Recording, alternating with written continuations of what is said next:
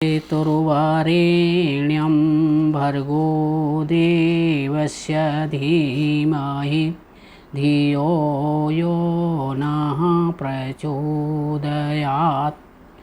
आपका प्रश्न बहुत बढ़िया है। इस प्रश्न में मैं भी कई दिन उलझे रहा था।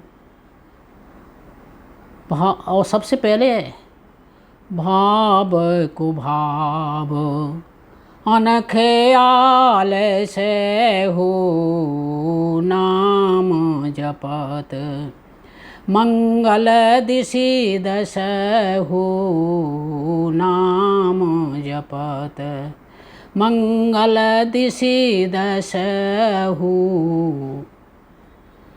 भाव में कुभाव में कैसे भी भगवान का नाम जपो या भगवान का कार्य करो तो दसों दिशा में मंगल है, किसी दिशा से अमंगल नहीं हुआ।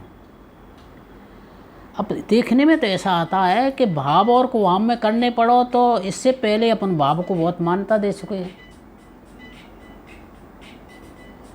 तो आध्यात्म का जब अपन प्रचार प्रसार करते हैं तो आध्यात्म मार्ग पर चलाने के लिए पहले तो आदमी कुभाव से ही आए। जैसे बच्चे को अपन विद्यालय में भर्ती करते हैं तो बच्चा रोता जाता है और अपन उसको ज़बरदस्ती ठोकते पीटते उसको भर्ती कर रहे हैं। पहले वो कुभाव से जाता है बच्चा विद्यालय में कुभाव से ही जाता है, उसकी इच्छा नहीं होती और अपन भी उसको ज़बरदस्ती भेजते हैं। कहीं गोली का विद्यालय वाले भी उसको लालच देते हैं। विद्यालय वाले विद्यार्थी को लालच देते हैं कि आजा तुम घोड़ा पे खेलियो और हाथी पे खेलियो, झूला पे झूलियो, गोली खाइयो, बिस्कुट खाइयो, तो कन्नो कछुना तू स्कूल आ जा। तो वो उस बालक को पढ़ाने के लिए इतने उपक्रम कर रहे हैं।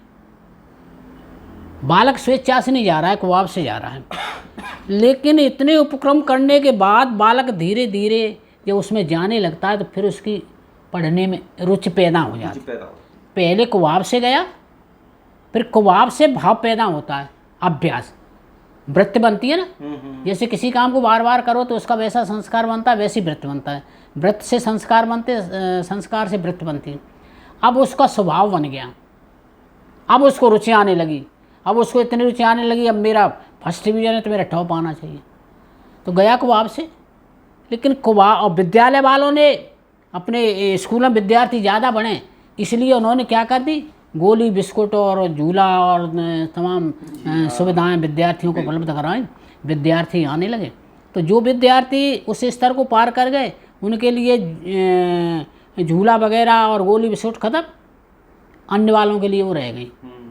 तो इसी तरह इस मार्ग पर चलने वालों को है कि कुछ चीज़ें जो पहले कुभाव से की जाए, लेकिन कुभाव से भी आओगे तो धीरे धीरे तुम राम नाम का जाप करोगे, धीरे धीरे सत्संग करोगे तो सत्संग में धीरे धीरे आपकी रुचि बढ़ जाएगी। पहले भले ही कुभाव से सुनो, पहले कुभाव से भागवत में जाओ सुनो, पहले कुभाव से रामचरितमानस में जाओ सुनो, पहले कुभाव से महाभारत में जाओ उसको सुनो।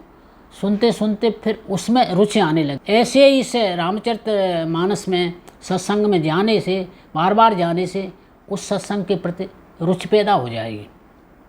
जब रुचि पैदा हो जाएगी तो वो जो कुभाव है वो कुभाव भाव में बदल जाएगा और भाव में बदलेगा तो उसका लाभ मिलेगा। और उदाहरण, दुनिया का उदाहरण क्या दूँ, मैं अपना उदाहरण ही देता हूँ। हम पहले आते थे दुकान से, महाभारत हो रहा था इसमें गिरिराज जी के मंदिर में, तो बाहर से खड़े होकर के हम क्या सुनते थे, जो लड़ाई होती हैं, कर्ण की अर्जुन की लड़ाई हो रही है, भीमसेन की लड़ाई हो रही, उस लड़ाई के किस्से सुनने बड़ा आनंद आता था तो हम खड़े खड़े सुनते रहते थे। फिर धीरे धीरे सीजन ख़त्म हुआ और दुकान किसी कारण से बंद हुई तो वहाँ बैठने लगे। तो हम बैठे काहे के लिए, केवल लड़ाई के किस्से सुनने के लिए। अब धीरे धीरे उसमें अच्छी बातें आई तो ज्ञान के मार्ग पे भी चलने लगे। धीरे धीरे ये इच्छा हुई, आए तो काहे से, कुभाव से आए थे, भाव से नहीं गए थे, उसमें कुभाव से गए थे। धीरे धीरे ये रुचि होने लगी कि इस पे व्यास गद्दी पे बैठ के हम भी कहने लगे, व्यास गद्दी पे बैठ के कहने लगी, इसके प्रति रुचि, पढ़ने की रुचि पैदा हुई। तो पहले कुभाव से आए लेकिन उस महाभारत को सुनने से अन्य ग्रंथों के प्रति रुचि बढ़ गई। पहले आए कुभाव से थे तो धीरे धीरे रुचि हो गई, तो अब रुचि इतनी हो गई है कि उस आत्मा के परमात्मा के सर्च में खोजने के विचार में कर रहे हैं, कैसे इस मार्ग को छूटे। तो ये काय से हुए, गए तो कुबाब से। जैसे विद्यार्थी कुबाब से गया, फिर वो पढ़ने लगा, वही डॉक्टर, इंजीनियर, राष्ट्रपति, प्रधानमंत्री बनेगा, वही बनेगा। पहले गया कुबाब से, विद्यालय में भर्ती उन्होंने, विद्यालय वालों ने पहले लोभ लालच दे करके किया, तो उनके विद्यालय का प्रचार हुआ। तो तुलसीदास जी ने अपने आध्यात्म मार्ग का प्रसार करने के लिए चौपाई लिख दी, तो इसमें कहीं कोई किसी तरह की कोई गलती नहीं। हाँ, विद्यालय वाले भले ही उसका निराकरण न करें, विद्यार्थी वाले का भले ही निराकरण न हो, लेकिन तुलसीदास जी ने निराकरण कर दिया है। यहाँ जरूर कह दिया है कि भाव कुबाब न खालस हो, नाम जपत मंगल दिशत सो, लेकिन आगे चल के उन्होंने कह दिया है कि केवल पट्टी पर ही मत पढ़ते रहो, दूसरे क्लास में भी आओ, तीसरे क्लास में। जैसे विद्यालय वाला कोई विद्यार्थी केवल पट्टी पे ही पढ़ता रहे तो विकास हो जाएगा विद्यार्थी। ऐसी आध्यात्म मार्ग पर चलने वाला आदमी प्रारंभिक पट्टी पे पढ़ता रहे, इन्हीं भाव को आप में केवल आए, सत्संग में बैठ गया, चलो या सत्संग में बैठ, तो वो कह रहे हैं केवल यहीं तक मत डटो। विरोध करने वालों का क्या विरोध है, केवल यहीं तक मत रुको, पट्टी पे ही मत डरे रहो। तो पहले क्लास हम पहुँचो, दूसरे क्लास हम पहुँचो, तीसरे क्लास हम पहुँचो, चौथे क्लास हम पहुँचो। आध्यात्म का यही स्तर तो होना चाहिए। पहले सत्संग में बैठे हो तो उसको समझो, जानो, फिर उससे ऊंचे बढ़े, ऊंचे बढ़ते बढ़ते तो ऊंचे बढ़ते जाओगे तो जो पट्टी वाले की पट्टी ख़त्म हो गई, अब दूसरे पट्टी वालों के लिए हो गए। हमारा केवल सत्संग केवल सुनने के लिए थे, अब स्तर बढ़ गया तो आगे उसको सुनेंगे। मतलब तो आगे जब की जो तुलसीदास जी ने बात कही है वो प्रचार है उनका, प्रचार है। उन लोगों के लिए कहा है कि भाई पहले आप नर्सरी में आके अपना दाखिला लें, उसके बाद फिर अपने आप जब उस स्ट्रीम में आ जाएंगे तो कक्षा 1, 2, 3, 4 में आपको आपको अपने आप रुचि पैदा हो जाएगी। पहले भले ही भाव से आओ, कुभाव से आओ, ना किसी भी रास्ते से आप आइए, कुभाव से, भाव से, कुभाव भी भाव में बदल जाएगा। जब भाव कुभाव में बदल सकते हैं, भाव को बुरा कर्म करते हैं तो अच्छे भाव वाले व्यक्तियों के भी कुभाव हो जाते हैं। जब भाव कुभाव में बदल सकते हैं तो कुभाव भाव में क्यों नहीं बदल सकते? बिल्कुल। तो उनका कहने का मतलब है केवल इस आध्यात्म रूपी विद्यालय में आप आइए, भले ही कुभाव से आइए, धीरे धीरे आपका कुभाव भाव में बदल जाएगा। तो भाव में कैसे बदलेगा? फिर उन्होंने इसको हटा दिया है तुलसीदास जी। अब पास करो, या क्लास से पहले क्लास से पास करो, इसी में मत पड़े रहो, कुभाव में ही मत रहो। हाँ, आओ सुन जाओ, चले जाओ कुभाव में। आप इसका स्तर बढ़ाओ, आप दूसरे तीसरे चौथे क्लास में आओ। भाव ये तो पहले भी कह चुके, भाव सहित खोजै जो प्राणी, पाब भगते सुख सब मने खानी। भाव तीर्थम परम तीर्थम प्रमाणम सर्व कर्मसो, अन्यथा आलिंगते सुता, अन्यथा आलिंगते कांता। भाव ही प्रमुख है। यहाँ हमने कुभाव कह दिया है। कुभाव कहा क्यों है? कुभाव से आपको भाव में आना है।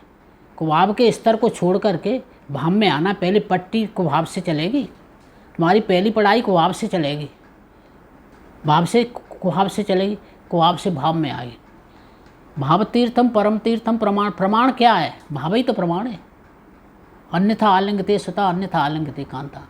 आलिंगन अपन पत्नी का भी करते हैं और पुत्री का भी करते हैं, लेकिन भाव अलग होते हैं। बिल्कुल। तो फिर तुलसीदास जी ने ये भी कह रहा है, भाव सहित खोजे जो प्राणी, पाव भगत मन सुख खाने। बिल्कुल। तो तुलसीदास जी ने बहुत सी चीजें कही हैं। जी, वो फिर उन्होंने जिस स्तर पर व्यक्ति पहुंच गया है उस स्तर के हिसाब से। जाने बिन न होय प्रतीति, बिन प्रतीति होत नहीं प्रीति। जब यहाँ तुम कुभाव से आओगे तो कुछ जानकारी मिलेगी। जान निज अनुभव अब कहाँ खगेसा, बिने हरे भजन जाए कलेसा, राम कृपा बिन। तो जो है जाने जाए राम, जाने जाए राम प्रभुताई, जाने बिना न होए प्रतीति, और बिन प्रतीत होते नहीं प्रीति। प्रीत बिना नहीं भगत दृढ़ाई, चिम खकपत जल की छन। कुभाव बस आया है यहाँ, सुनेगा, कुभाव से सुनेगा तो कुछ न कुछ जानकारी होगी। जानेगा, जब जानकारी होगी तो जानकारी के अनुसार, जैसे पहले भी कह सकते हैं, ज्ञान के अनुसार इच्छा होती है, इच्छा के अनुसार कर्म होता है, कर्म के अनुसार भाव बनते हैं, भाव के अनुसार फल होता है। बिल्कुल। तो यहाँ जब वो आएगा कुबाब से, सत्संग में बैठेगा, सुनेगा, राम का नाम जपेगा, तो फिर उसको थोड़ा बहुत ज्ञान होगा, ज्ञान का स्तर बढ़ेगा तो फिर और ज्ञान होगा, तो फिर जब ज्ञान का स्तर बढ़ेगा तो जान गया, वो जान गया तो उस पर विश्वास हो जाए। पहले जानकारी में आएगा, पहले हर चीज़ जानकारी में, ज्ञान में ही आएगी। कह दिया है भगत के बहुत बड़ी प्रशंसा की है, लेकिन पहले ज्ञान की आएगी, तो जानकारी में आएगा। कुबाब से आया है, जानकारी बढ़ेगी, उसकी जानकारी बढ़ेगी तो उस पर फिर विश्वास हो। जाने बिन न होए प्रतीति, बिन प्रतीति होती नहीं। जब उस पर विश्वास बढ़ जाएगा तो उस चीज़ से प्रेम होने लगेगा। कोई काम अपन कर रहे हैं और उस काम से अपना सफलता मिली तो उसमें विश्वास हुआ, तो उससे फिर अपने को प्रेम होने लगा। तो ये कुबाब से आने वाला इस मार्ग में वो अच्छे से पहुंच जाता है।